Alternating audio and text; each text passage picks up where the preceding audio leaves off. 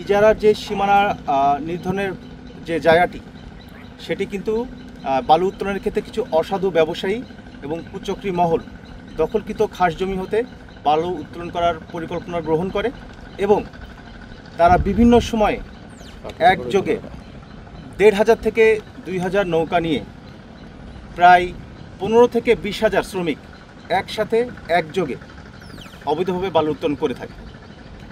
তো সম্প্রতি যে লাউরগড় বিওপিতে আমরা কিন্তু অতিরিক্ত বিজিবি সদস্য এবং নৌযান মোতায়েন করেছি। তবে সেটি অবৈধ বালু উত্তোলনকারীদের যে নৌকা, যে শ্রমিকের পরিমাণ তার তুলনায় কিন্তু কম। এই ব্যাপারটি ক্রমেই নিয়ন্ত্রণের বাইরে চলে যাচ্ছে। অতএব সঠিক সময়ে সঠিক স্টেপ যদি আমরা না নিই তাহলে কিন্তু বিপদের সম্মুখীন হওয়ার সম্ভাবনা রয়েছে।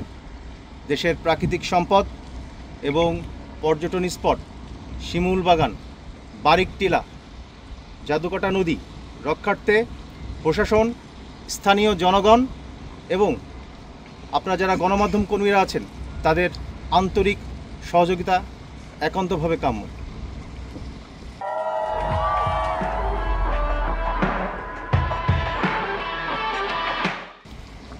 আপনারা জানেন সুনামগঞ্জের লাউরগড় একটি অত্যন্ত স্পর্শকাতর এলাকা, যেখানে ৫-৬টি চোরাচালানের রুট রয়েছে, যা আমরা নিয়মিতভাবে সুরক্ষা করার চেষ্টা করে যাচ্ছি।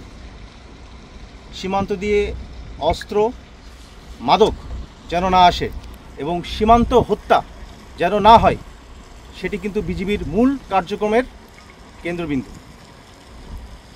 অবৈধভাবে বালু উত্তোলন বন্ধে বিজিবি দিনে ও রাতে সার্বক্ষণিক যদি ব্যস্ত থাকে তাহলে কিন্তু সীমান্ত অরক্ষিত হয়ে পড়বে।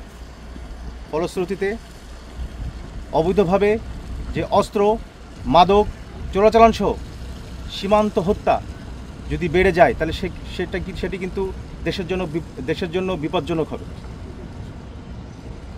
এই প্রেক্ষিতে বিজিবির পক্ষ হতে জেলা প্রশাসনকে লিখিত ও মৌখিকভাবে আমরা বেশ কিছু প্রস্তাবনা দিয়েছি এবং বলেছি যে এটি কিন্তু বিজিবির একার পক্ষে এটি কন্ট্রোল করা সম্ভব নয়।